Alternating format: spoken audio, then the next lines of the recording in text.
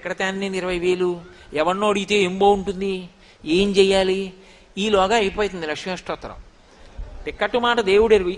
అప్పుడు అడుగుతుంది మళ్ళీ, చెయ్యి అంటుంది, అయిపోయిందిగా ఏం చేయమంటావు అంటుంది. అప్పుడు వెనక్కి వస్తుంది, ఓ అయిపోయిందా, ధూపమాఘ్రాపయామి, నీకు వచ్చుగా అగరత్తు దీపంలో పెట్టి చూపించు. అందుకని ఇప్పుడు మళ్ళీ ఏం చేస్తే బాగుంటుంది, కారులో వెళ్ళిపోతే మళ్ళీ ఇది అయ్యే లోపల ఇది తీసి ఇలా. మీరు ఏమనుకోకండి, ఒక మాట చెప్తాను. నేను ఏదైనా వాసన మీకు చూపిస్తాను, మంచి వాసన అని చెప్పి ఓ పువ్వు పట్టుకొచ్చి ఎంత మంచి పరిమళమోనండి పువ్వు అన్నాను అనుకోండి, ఏది అన్నారు అనుకోండి, నేను మీ దగ్గరికి వచ్చి ఇలా అన్నాను అనుకోండి, బుద్ధి ఉందా లేదా, ఏడు ఇలా తిప్పితే ఏడు ముక్కు దగ్గరికి పట్టరా అంటారా అనరా? ధూపానికి తిప్పడం ఎందుకండి ఇలాగా? పైగా నిప్పు నెరుసులన్నీ పడిపోయేంత వరకు వెలిగించేసి ఇలా బోర్లా పెట్టి అప్పుడు దాన్ని ఇలా ఇలా ఊపేసి ఆరిపోయిన తర్వాత ఇలా తిప్పేసి ఆ నెరుసులన్నీ ఆయన బట్టల మీద పడిపోతుంటే ఆయన దులుపుకు లేచి వెళ్ళిపోడు. నీ దిక్కుమాలిన పూజ, నువ్వు ఎవడు పుచ్చుకుంటాడు రైదని, ఎందుకు ఆ పూజ? అసలు భావనేది ఆవిడ మహాలక్ష్మి, ఆవిడ కూర్చుంది, నేను ధూపం ఇస్తున్నాను ఆవిడికి.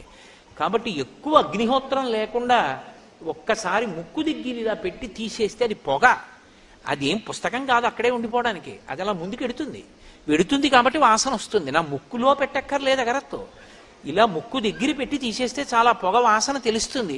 ఎందుకు ఇలా తిప్పడం అంటే అసలు నీకు మనసు అక్కడ ఉంటే కదూ, నీకు మనసు అక్కడ ఉంటే ఏది ఎలా చెయ్యాలో అలా చేస్తావు. మనసు లేకపోతే నా ఇష్టం, ధూపానికి చుట్టూ తిప్పడం. ఎందుక చుట్టూ తిప్పడం అంటే ఏమో ఆయనకి తెలియదు, ఎవడో తిప్పాడు ఈయన తిప్పుతాడు. కాబట్టి త్రికరణములు ఏకీకృతము కావాలి. కనీసంలో కనీసం 16 ఉపచారాలు చేస్తారు షోడశోపచారములని. షోడశోపచారములలో ఒక్క ఉపచారం దగ్గర మనసు నిలబడితే చాలు, ఆవిడ పరమప్రీతి పొందుతుంది. చాలా చోట్ల మీరు గమనించండి, శుద్ధ ఆచమనీయం సమర్పయామి అంటారు. ఎన్ని మాటలు ఇస్తారు? తమలపాకుతో తీసి ఇలా అంటారు, అంతే అయిపోయింది ఆచమనీయం. నేనైతే అలా పుచ్చుకుంటానా? ఓం కేశవాయ స్వాహ ఆగుతానా గుటకేసే వరకు? ఓం నారాయణాయ స్వాహ గుటకేసే వరకు ఆగుతానా? ఓం మాధవాయ స్వాహ మళ్ళీ గుటకేసే వరకు ఆగుతానా? నాకైతే 3 మాటలు, లక్ష్మీదేవికి అయితే ఒక్క మాటనా? అదేం సిద్ధాంతం? ఆచమనీయం అంటే ఎవరికైనా 3 మాటలే అయినప్పుడు ఆవిడికి కూడా నువ్వు ఎన్ని మాటలు ఇవ్వాలి? 3 మాటలు ఇవ్వాలి. 3 మాటలు ఇచ్చినప్పుడు ఆవిడ గుటకెయ్యాలా? ఆవిడే చెయ్యిలా పట్టాలా? నువ్వు ఆ చేతిలో నీళ్లు పోస్తే ఆవిడ ఇలా పెట్టుకుని తాగాలా? అసలు శుద్ధ ఆచమనీయం సమర్పయామి, ఆచమనీయానంతరం స్నానం సమర్పయామి, ఏం పుచ్చుకుంటుంది ఆవిడ 3 మాటలు?